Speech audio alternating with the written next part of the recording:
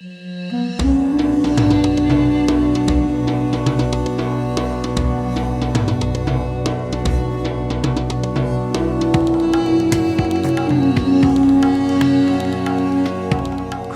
Haverkamp, Managing Director of the German Energy Agency. Welcome, Kristina. Welcome, Sean. Great to see you again. Thank you so much. Let's kick off with the inevitable challenge. It's a new year, but the challenge remains the same to Germany, to Europe as a whole, one would think, is how is Germany going to continue to balance between its ambitious decarbonization targets, I mean, dramatic ones, including in recent years phasing out of nuclear power and coal, and yet energy security has never been more important in the aftermath of Russia's invasion of Ukraine. How does that challenge present itself at the beginning of a rather difficult year for Germany, with elections now only weeks away? Well, I think after Russia stopped its exports through Nord Stream 1, the pipeline to Germany, we had needed to adapt very fast to a completely new situation. And the remedies taken, I'm not talking about short-term remedies now, I'm talking about long-term changes in the strategy. The short-term would be floating regasification, maybe? No, short-term at that time were actually regulations reducing demand, mandatory like lighting for public buildings, things like that. Right. On the long term, it was quickly decided to accelerate the expansion of renewable energies immediately and strongly, threefold actually. And we have managed to raise our share of renewables in our electricity mix by around about 10 percentage points ever since 2022. So while it was 46% at that time, it's around about 56. Some figures say they are not final yet, even 63% of our electricity mix. Now, of course, renewables, I'm talking basically about wind and an increasing share of solar power, are domestic sources.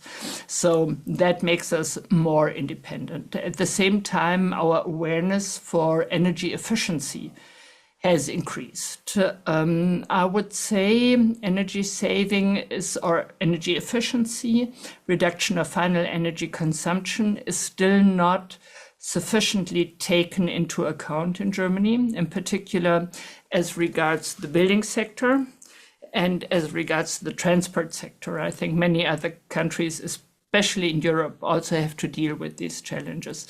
So now this will need to be addressed in the years to come, I'm pretty sure. Then, as you have also mentioned, we have not only stepped out of nuclear power. In April 2023, our last power plants were closed down. We are also about to exit coal-fired power plants, which still have a considerable share in the German electricity mix right now. And what we are planning to do, this is for the, let's say, the present government. I cannot talk for the government that will be elected into power on 23rd of February, of course. But for the present government, it has been clear, and I personally find that quite convincing, that we will need to bridge a carbon neutral future through gas-fired power plants. We need to exit, of course, oil doesn't play a role anymore in Germany. We need to exit coal as soon as possible. And this probably will happen market-driven by 2030 anyhow, due to the European trading system in emissions. And we will have to substitute these capacities by gas-fired power plants, which pretty soon can be converted into green hydrogen-fired power plants. This is something the present government has been working on for the past couple of months very intensely. And I would expect a new government to have a, let's say, constructive approach to these thoughts, because I'm very sure that the new German government, like the present German government, will continue to pursue carbon neutrality in Germany by 2045. So even though we're seeing so many, if you like, step back from those commitments. We're seeing major energy companies in Europe, BP, Shell, step back from those commitments. Certainly, we're going to see America under Donald Trump step back from those commitments. And Germany, under such duress for energy security, is it in any way a consideration going forward, a recommendation that would the German Energy Agency be advocating that revisiting? We're seeing nuclear power plants being reopened in America, given the unexpected massive surge in demand for AI data centers. No rethinking of that policy. Well, the answer is a clear no. We are not recommending to revisit our decarbonization targets, and we are quite worried about the decarbonization, the climate protection policies of the future American government. We are sure that the majority of Germans, plus all of the, let's say, democratic parties represented in the German parliament, stand firmly behind the target of climate neutrality by 2045, which is a target. Where would nuclear come into that? I mean, nuclear is carbon free. Does it? Well, nuclear has a specific challenge, which is storage. As you might know, European regulations prohibit the export of hazardous nuclear waste. So it would need to be stored in Germany. We have been trying for ages to find a consensus on where to store our highly hazardous nuclear waste. We have not succeeded. And my personal view on this is, as long as we do not have a solution for a storage problem, it would not be responsible to reignite nuclear power plants. But yet Germany is importing nuclear generated electricity from France. Well, we are also importing when the weather conditions make it cheaper for us to do that. We are also importing electricity from Poland or the Czech Republic, where coal still plays a major role in electricity production. The fact that the European Union has pretty much an internal market for electricity, I think, is a very important reason for us having security of supply in this community. And a prerequisite for that is that we accept each other's choices as far as energy policy and in particular the electricity mix is concerned. We've seen in recent days the closure of the Russian gas pipeline coming through Ukraine after 30, 40 years. The contract was not renewed, a 5-year contract between Ukraine and Russia, which has put a number of European countries in Central Europe under some duress about crisis preparedness, if you like, for the winter that is turning out to be very cold. How is Germany prepared for that? We've seen in the last few years that Europe has kind of got away with mild winters. The sort of changes that have come on the back of the Ukraine war have been also kind of supplemented, if you like, by mild winters. Now we have a really cold winter. Is Germany really made the changes necessary to sort of insulate itself from dependency and the exposure to Russia's the absence of Russian gas? Well, when you ask about Europe, I think that's a pretty broad question. The Ukrainian pipeline has been supplying, in particular, Slovakia and Austria. But of course, they're going to have to draw on other supplies in the European pipeline network now, which, as you're doing, drawing electricity from neighboring countries. Yes, absolutely. However, we are not only drawing electricity or gas from neighboring countries. For us, the shock already came in the autumn of 2022, when Nord Stream 1 was closed down.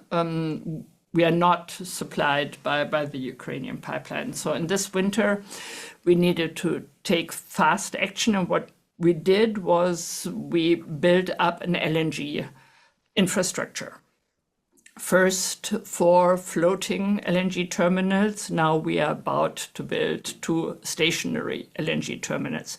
This has enabled us to source gas from all over the world. And gas, there is a global market for LNG, as of course you know.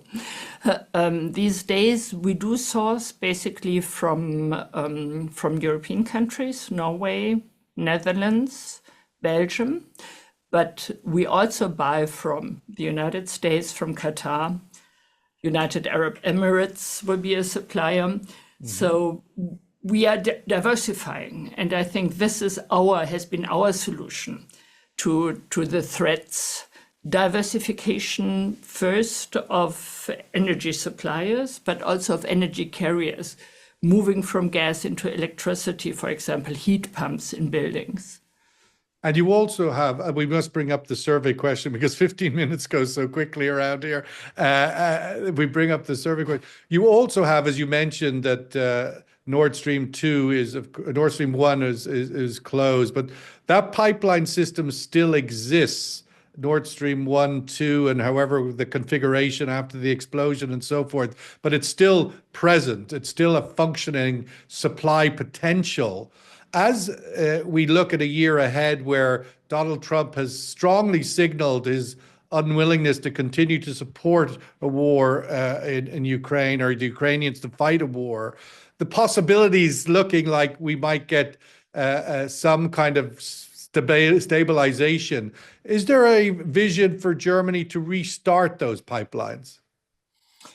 I don't think there is, actually. What is the most important feature of a supplier is reliability and predictability.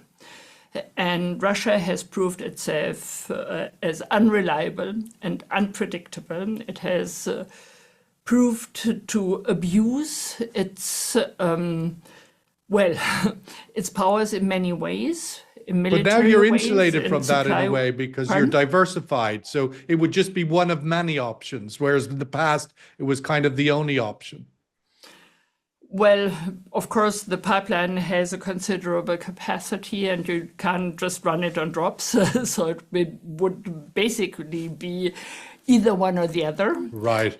And I don't think it would be, I'm not the one to decide. Of course, yes. It has always been an economic choice, but I would assume that buyers in Germany would not rely on Russia anymore. I suppose it sounds to me like the Germans... Even when the embargo is lifted, by the way. It sounds like, well, of course, once there's agreement and there's sanctions are gone, but it does sound like the German industry is still willing to go after reasonably priced energy. Nuclear, I don't care, as long as it's cheap and available. Coal from Poland, there doesn't seem to be too much concerns around there. We're going to have to wrap it up there, Katrina. It's short. The answer to our survey question, which we'll just end our discussion on, what is the most significant challenge Germany faces in balancing energy security and its energy transition goals? The number one, as you just mentioned, ensuring stable energy supply while phasing out coal and nuclear.